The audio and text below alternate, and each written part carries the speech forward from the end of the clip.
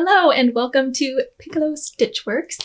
My name is Nicole and I am a knitter and seamstress and designer and just all around lover of the fiber arts.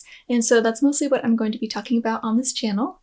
But just so you can get to know me a little bit better, I also love skiing and snowshoeing, ice skating, rollerblading, hiking, backpacking, swing dancing, all kinds of dancing, opera and performing, musical theater, and lots of different things. Another thing worth mentioning, because it's very integrated with my love of the fiber arts, is that I am a doll collector. I have always loved American Girl dolls. They were a huge part of my childhood and a huge part of why I love creating things. I used to make all kinds of clothes and accessories and things for my dolls as a kid. And then when I became a young adult, I actually started a line of doll clothes on Etsy. So I would sell things that I designed and made. So a lot of the things that I make are for dolls, particularly American Girl dolls, but I also have some Ruby Red Fashion Friend dolls, which are a little bit smaller than the American Girls. And then I also have some Hazel Village dolls, which are these really adorable plush animal dolls. So I'll be sharing some projects and things that I do for those, as well as human-sized things, mostly for myself, but sometimes gifts as well. So mostly what I want to talk about today is the year 2022, because I like to call that the year I became a lifestyle knitter. I really delved deep into the knitting lifestyle this year, or last year in 2022, and got exposed to the community of knitters, and a lot of really interesting things came from that. So I thought it'd be fun to kind of review last year and also the projects that I made.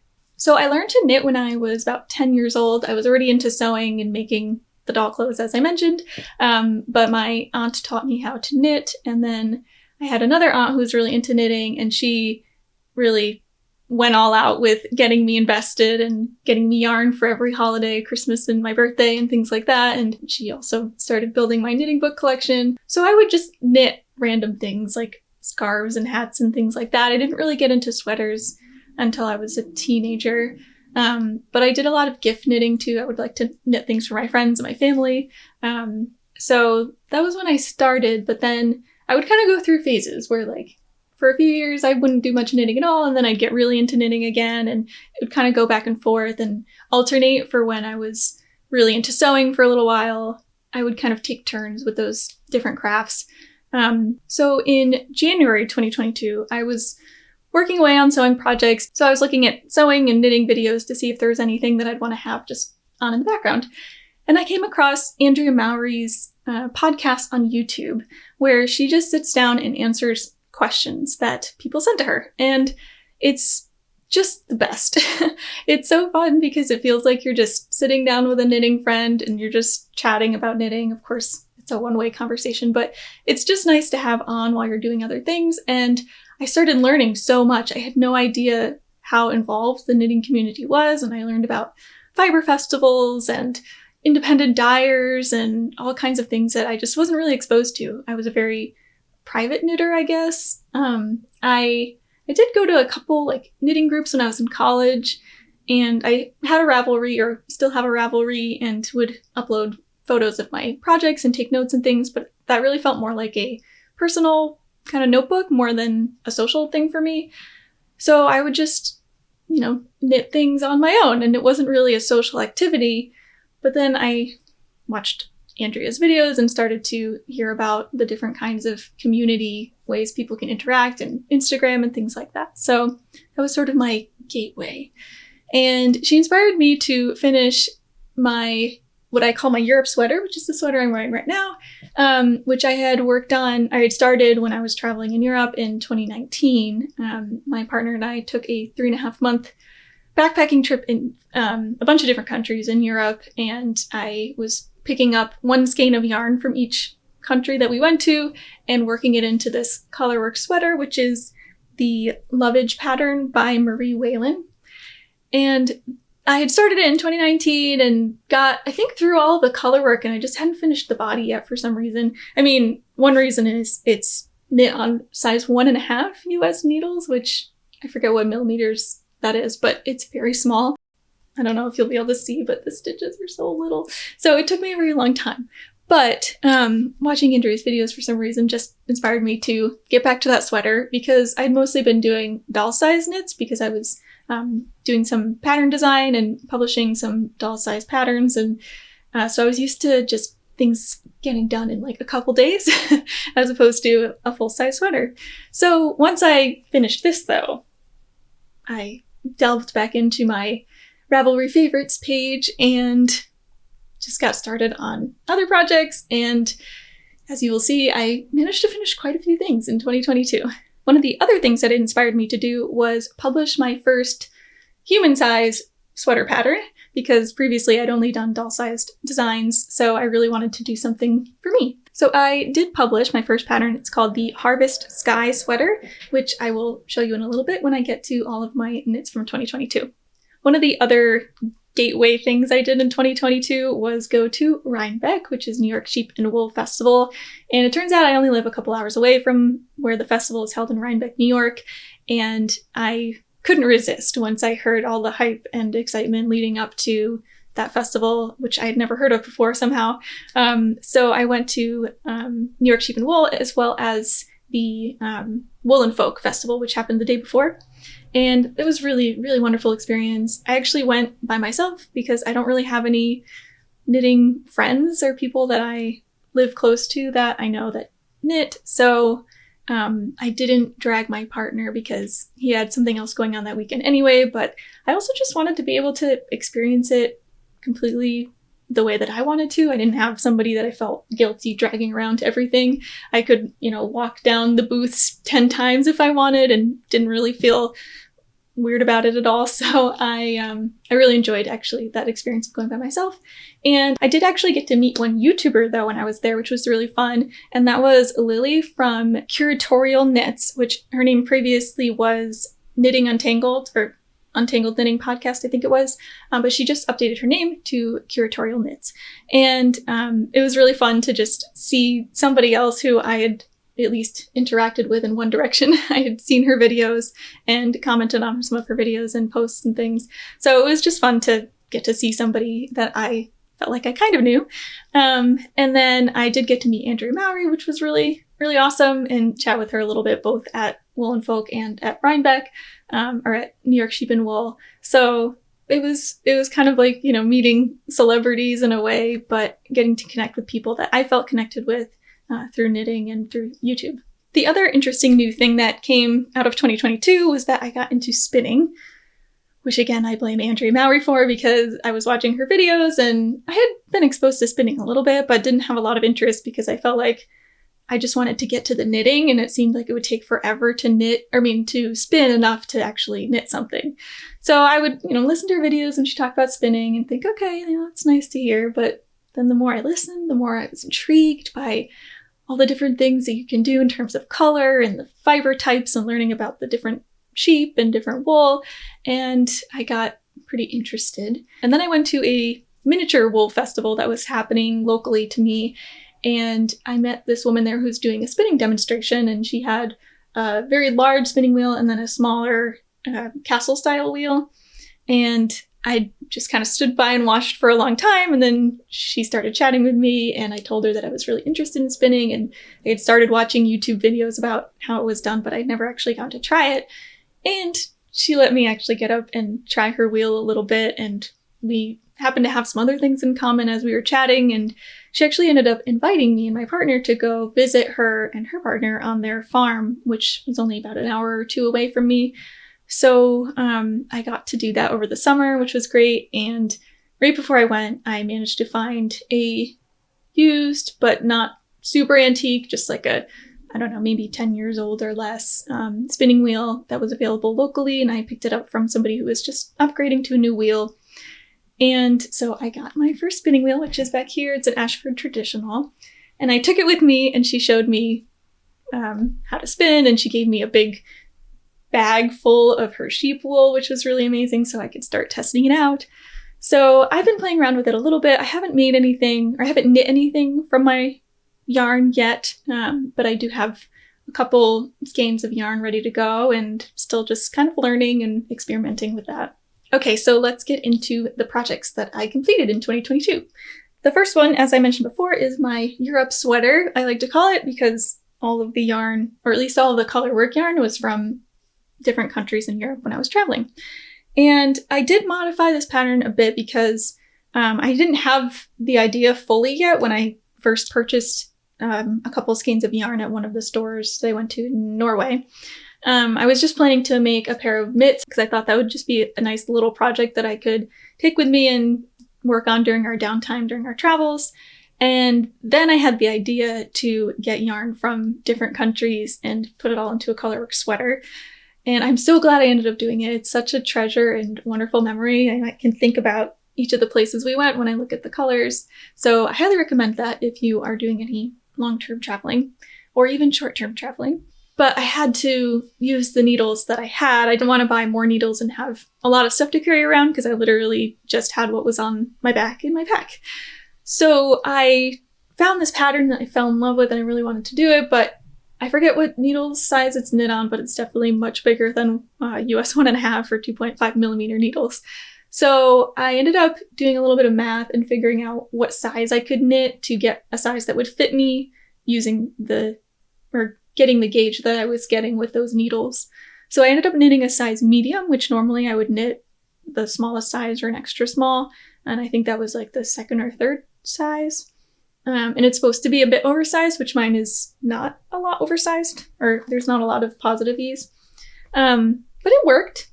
It turned out. I know that that's not always a perfect method because the scale of the proportions can get funky if you just knit a larger size on smaller needles, but it worked well enough for this pattern. The other modification I made, I didn't taper in the sleeve as much. I just kind of knit it straight from the elbow because I originally did, and it was just too tight around the lower half of my arm. So I just knit it straight and then decreased before the cuff, which I find really comfortable, and I like the way that turned out.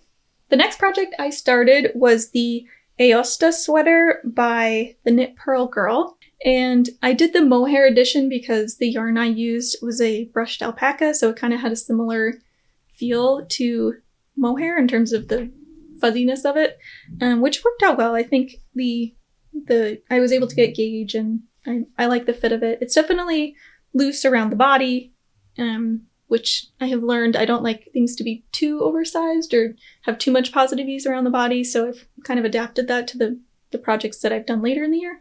But it's super cozy and soft, and I did add these little embroidered flowers, which was something I really wanted to do on a knit project, and I went with these sort of neutral colors, and they're supposed to be sunflowers, but not really bright colors. I wanted it to be sort of muted and soft.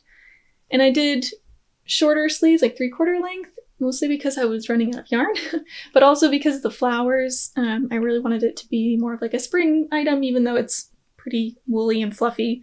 I thought the shorter sleeves would help it kind of work well for the spring and fall. Next, we have the Freer Fade Shawl, which is an Andrea Mowry pattern. I wanted to pick a pattern that I could use for a road trip. I was driving to Nashville with my partner for my brother's wedding, and that was about 16, 17 hours, I think, total. We did it in 2 days, but I wanted to have something that I could knit in the car. But I do tend to get car sick if I try to read or even look at my phone for too long, so I really wanted to find something that I could knit without looking. And this pattern was perfect for that. It is mostly garter stitch. Just every once in a while you have a eyelet row. So, I would look down a little bit during those rows, but for the most part I was able to just keep my eyes out the window. And I finished about half to maybe 2/3 of it during the trip, which I thought was pretty good progress. And then I finished it up pretty quickly once I got home. So I love this pattern. It's the yarn is Dream in Color smushy yarn, and I just love the fade effect that you get from the 3 different colors. This was my first shawl, which I wasn't sure how much I would wear shawls, which I think I've determined is a pretty good amount. I wear it mostly like a scarf, so I just wrap it around my neck. like a scarf, and I do wear scarves a lot, so that wasn't anything too new. I think I probably won't knit any of like the big oversized shawls that you're supposed to just wear as a blanket. Although I do love blankets. I wear or cuddle up in blankets quite a lot, so I won't say that I'll never do that, but I do like that it's kind of like a scarf. The next project that I started was the Joe shawl, which was another garter stitch shawl because I felt like it was really nice to have that project that I could work on when I wasn't really paying attention or doing other things. So this shawl I had been wanting to make for quite a while because when I saw the Little Women movie with Saoirse Ronan that came out a couple years ago, I just loved all the clothes in that movie. So I really wanted to make this shawl. And I'm pretty sure this pattern is actually designed by the designer who made it for the movie. I read that somewhere and I actually tried looking in the pattern and I couldn't see it, so I'm not sure where I saw that, but I'm pretty sure that was the case. And the designer is Fibreworkshop, and it's called Joe's Shawl. So this is made with an alpaca, I think it's 100% alpaca yarn that was Cloudborne brand, which is unfortunately no longer a thing, but there's still some remnants of the closeouts on yarn.com or webs. So I had this yarn in my stash for quite a while and had it set aside for this shawl, so I finally got started on it. And I really like how it came out. I wear it all the time. I love wearing it wrapped around my neck like a scarf, but then also how she wears it in the movie, which is crossed across her chest like this and then tied in the back, which is just a really nice way to be cozy without it falling off your shoulders or going anywhere. And I wear it like this when I'm working on the computer and just keep nice and cozy. At this point, we were getting into the spring, so I wanted to make something that I could wear in the spring and summer, and I picked the Pyramid Top by Minimi Knit Designs, and I knit this with a cotton yarn held with a lace weight alpaca because I wanted to give it a little bit of texture or fluffiness, but still have it be mostly cotton, so it was nice for the summer. So I'm not sure if you can see, there's just a tiny bit of a halo and a tiny bit of marling in the yarn, which I don't think you can see on camera, but if you look up close, you can see the slight marling because the cotton was a little bit darker, kind of beige color, and the alpaca lace was more of like a cream. So I wore this all the time in the summer because it's like the only knit I have that I could wear, and it's just, I love wearing my handmade things because it just makes me feel like me. So I wore it a lot, and I especially loved wearing it over this blue dress, so I have a couple pictures of that. It's just kind of a nice thing to throw over the top and really completes the outfit. So highly recommend this pattern. I was actually thinking of making a long sleeve version. She actually has a published pattern of long sleeves, but I might just knit the sleeves longer on this version and make a winter one as well. Next up is the Koselig cardigan by Isbella Clark, which I knit from the Laine magazine issue 14, which I picked up when I was on a trip to Rhode Island for my birthday. I went to a yarn store there and got that magazine, and I knew right away that this was the pattern I wanted to make. And this again is knit from Cloudborne closeout yarn because it's just was very reasonably priced, and I really like it. I've used it for a couple different projects. So I still have some in my stash, so it will be resurfacing again in 2023 projects, I think. But I just wanted this big, cozy cardigan that feels like a blanket when you throw it on. And I like wearing it out, but it's actually so bulky that it's hard to wear a jacket over it. So I have this idea to sew a jacket that has very wide sleeves and a wide body that I can wear over chunky sweaters like this. So maybe that'll be a 2023 video. But I loved knitting this, and I actually really want to make another one and maybe just have it be a little bit less wide in the body, a little bit less positive ease. But the Latvian braid, which actually was on the Joe's shawl as well, I think it's brilliant. I love how it looks, and it's actually way easier to do than you would think.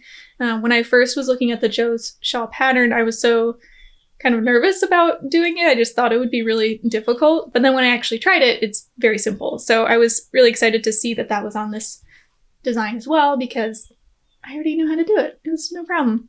The next project I started was the Galt socks, which was a pattern that my friend wanted to knit, and that was her first pair of socks, and this would be my first pair of socks, so we decided to try the same pattern. And I used just some stash yarn that I had some scraps of, and I'm not even sure what brand it was, but I don't have them handy because they're in the laundry right now, but I'll show a picture. But yeah, that was a successful sock knit, first sock pattern.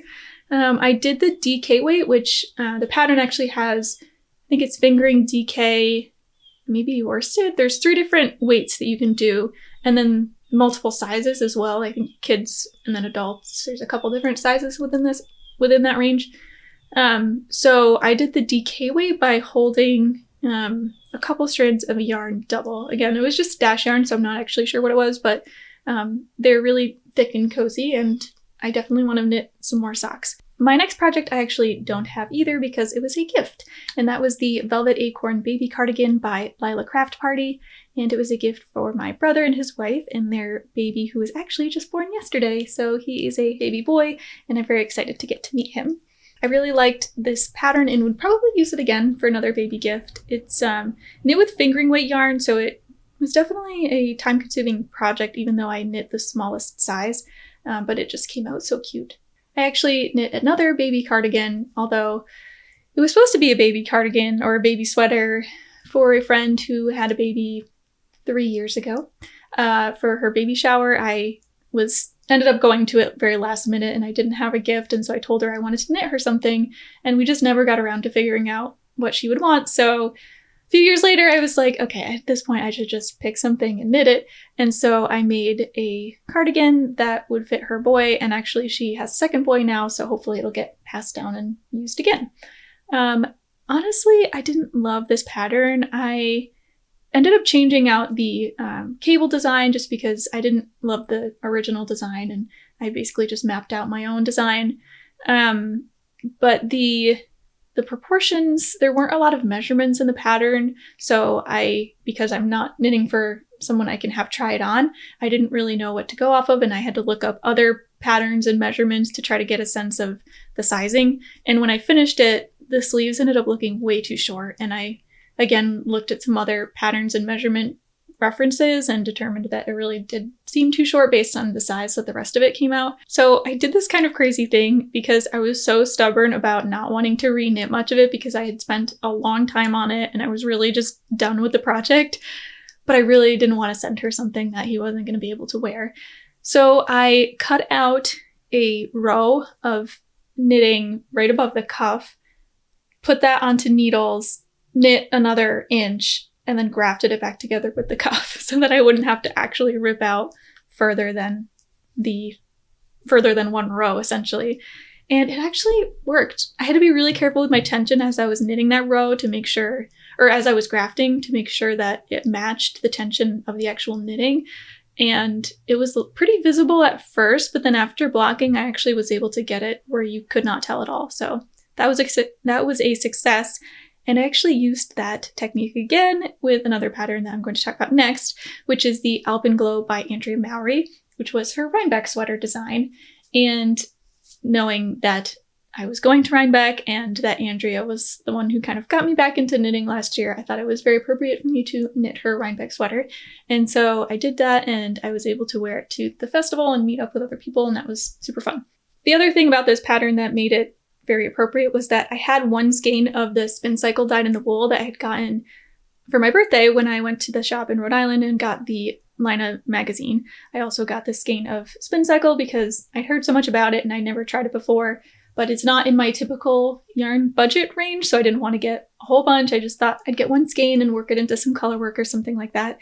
And it turned out that the color work in this design, the smallest size only calls for one skein of Spin Cycle, which if I wanted to have a little more positive ease, I could have gone up to the size 2, but I wanted to make it work. So I did the size 1, and the main color, the kind of burnt orange color, is Jagger Spun Green Line 3/8, and then that is the same yarn that I used for the brown for the collar and the cuffs.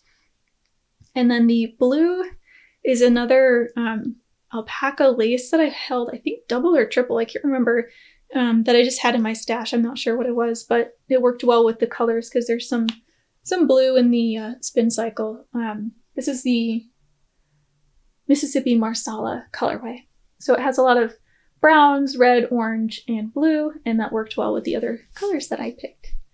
So my only complaint about this sweater is that when you have it on, the color work up here, I don't think it's just me, because I could tell in some other people's pictures that this was happening, where it just wants to buckle up a little bit around the design here with the zigzag, and mine does it quite a bit. And actually, the reason I was mentioning that I cut it apart and grafted it back together was because my tension with this 1x1 color work here was so tight that it looked ridiculous, like it was coming way in at that point. So I had already ripped it back and done it twice, and then kept going thinking, I think this time it's going to be fine.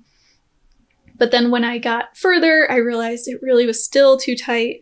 And so I cut out a row of knitting, unknit that part, reknit it, and then grafted it back together. And I think I went up like 2 or 3 needle sizes to knit it so that it would fit the right tension with the rest of the sweater. And I think that works because the tension looks right. It doesn't pull in anymore the way it was before, but it still just wants to ride up a little bit. So I don't know. I still wear it a lot. I don't think it's going to prevent me from wearing it, but I think I would wear it a little more if I didn't feel like I had to fiddle with that a bit. But otherwise, the fit turned out really good. The length is nice, and I had just enough of the spin cycle yarn, so that worked out great. And it's super cozy. I love this Jagger Spun Green Line yarn. It was on sale at Webs, and I think they still have some, so definitely check that out if you're looking for a sport weight wool. So I'm back.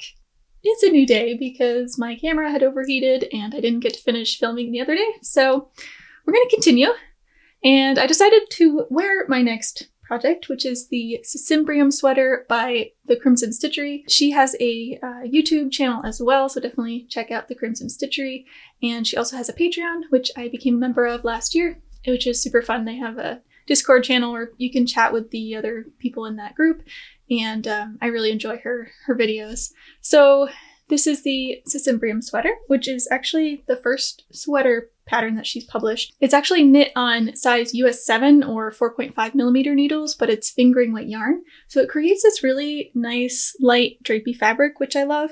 And I only made a couple minor alterations. I changed the size of these little open work holes, I guess you could say, but I wanted it to be a little bit less open just so I could wear a tank top or a bra underneath and you wouldn't really be able to see it as much, which makes it a little bit more wearable for my lifestyle, which I really think that it turned out pretty good. I don't think you can really see anything underneath that much, but it still has that lacy look, which I love. And then it also has the little baubles too, which is super cute. And the other thing I changed was the sleeves, which I was a little sad about because I really like the way that she designed the sleeves. They're a little bit looser and open at the end.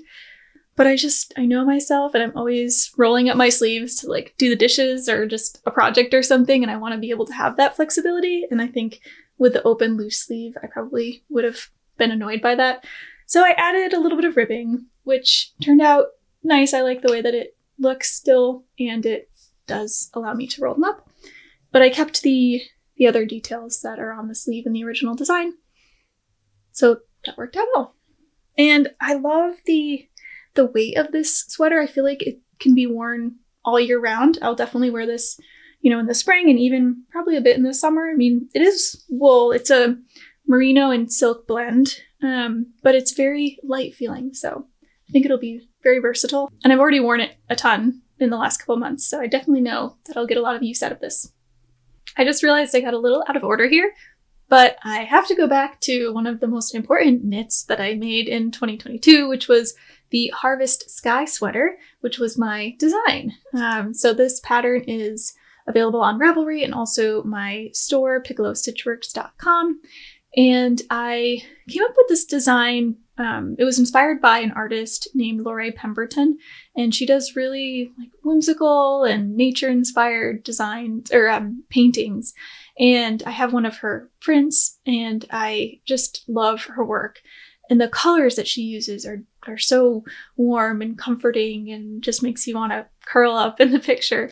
So there's this one painting called November Guest, and I was really inspired by the autumn colors. It's a field with a girl in it, and then some birds in the sky, and it's really beautiful. And so I took inspiration from that and kind of tried to get yarn that matched some of the colors in the painting, and some of the design elements are inspired by the elements of the picture. So the yarn I chose was BC Garn Samilla Melange, which is a sport weight wool, and it had the perfect color palette for the artwork that I was trying to, take inspiration from. So that worked out really well, and I actually really ended up liking that yarn. It is, it's non-superwash wool and it's organic, and I would definitely want to try using that again for other projects. I had so much fun taking the photos for this.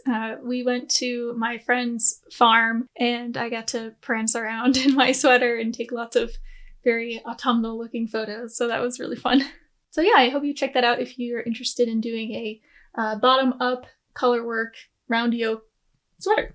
I'm definitely looking forward to making more designs in the coming year. Currently, I have a headband pattern in the works, so I'm having that tested fairly soon, and then hopefully it'll be out before it gets too warm and we're into spring and summer. But I'm looking forward to doing some more sweaters and other accessory designs. My last few projects of 2022 were actually gift knits. I did a vest for my brother, a sweater for my mom, and a hat for my partner. And the vest and the sweater actually were both zip up, which I've never done a knit with a zipper before. So that was kind of fun to have 2-in-1 trying that technique out. And what I ended up doing was I hand stitched the zipper in first, then I stitched it on the machine so that it was held in place by the hand stitching. But then the machine stitching made it a little bit stronger. And that worked out really well. I think that that's definitely a technique I'll continue to use if I do zipper projects in the future. And then I also sewed in a ribbon on the inside to just kind of cover the inside of the zipper and make it look nice and neat. So the vest that I made for my brother was the Cabane à Sucre pattern by Elizabeth Sullivan. And I used yarn that I got at Rhinebeck because I went there on a mission to pick out some special yarn to make my brother's present. And it's knit in worsted weight, which was actually pretty hard to find a affordable worsted weight option when I was shopping at both Wool and Folk and Rhinebeck. And the yarn that I ended up picking is actually, it's not really designed for clothes, I think. It's made for animals.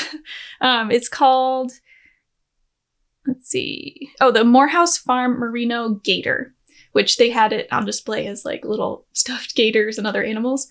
But I actually really like the way that it turned out for the vest. It's merino, but it's very tightly spun, so it's very hard wearing, or it feels like it would be hard wearing.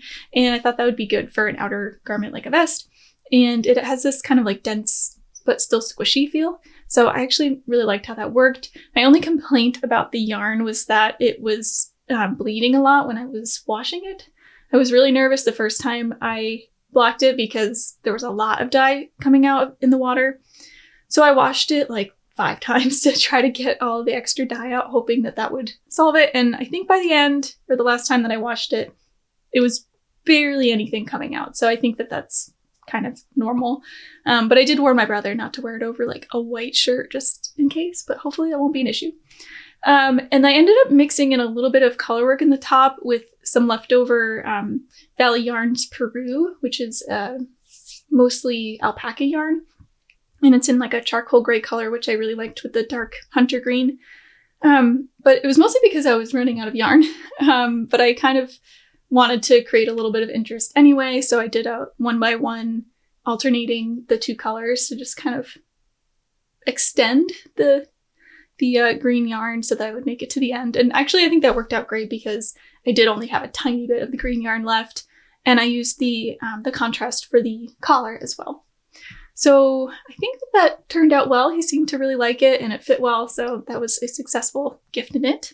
My mom's gift was the Dory sweater by Amy Christoffers, and it's supposed to be a button-up cardigan, but I decided to do a zipper because she is a very active person. She likes to go out for walks, and so that really fits her style more of something that's more like a substitute for her fleeces. So that's why I did the zipper, And it kind of has like a sporty look to it because I also changed out the collar. I did like a thicker double folded collar. And I also added a contrast color, sort of like I did with the vest actually, which is kind of funny. I didn't really plan that, but it has a contrast color up in the top of the yoke and also in the back. And again, that was kind of because I didn't really have enough of the main color of yarn, but I also just liked to add a little bit of interest to it. And that was knit with Valley Yarns Holly, which is a cotton linen blend. I think it might have some other fibers mixed in there, but I thought that would be good for her because she also tends to get warm, and so I didn't want to do wool because I thought she might overheat, so I thought the cotton would be good, and it's, you know, comfortable for different seasons when she's out doing her walks. The last one was a hat that I made for my partner, which was kind of a double gift because his birthday is in October, and so for his birthday I had drawn a picture of what I wanted to make and given him the yarn as like a future gift, and then I knit it and gave it to him again for Christmas. But he had already tried it on a couple times, but he hadn't seen the whole thing when it was finished, so I think it was still a good surprise. But the idea with that hat was that I wanted to create the skyline from this picture that I took when we were in Norway. We were on a remote island called Seiland Island, and we stayed there for about a month doing a workaway, which was a really, really amazing experience. And we had seen the Northern Lights a ton. It was amazing. And that was the main reason we wanted to go to Norway, was to get to see the Northern Lights. So it was so special. But we have this really great picture of the skyline with the Northern Lights, and I wanted to make that into a hat. And I was inspired by a pattern by, let me check what that was. Okay, so that was the Alaska pattern by Camille Descoteaux, which has trees going up into a colorful sky, and it uses the Knit Picks Chroma yarn, which is the yarn I used for the hat as well. But I actually broke up the colors because it's color changing yarn, but I actually broke it into little sections of the colors and put them on bobbins so that I could do more of like stranded color work to create the design that looked like the picture, which definitely made it a little more complicated with all the ends that I had to weave in, but it still turned out great, and I was really, really happy about that. Okay, so I think that was everything I made in 2022. Well, everything human-sized that I knit in 2022. I definitely made lots of other things, doll-sized things or just other projects, but I just wanted to focus on knitting this time. And yeah, I really enjoyed getting to share that with you, and I hope that you'll check out some of my future videos. I'd really like to do some tutorial and just like try this project along with me kind of videos, because I always love to try new things, and I think it'd be fun to share that experience and kind of that discovery process on YouTube. Thank you so much for watching, and I hope to see you in the next one. Bye!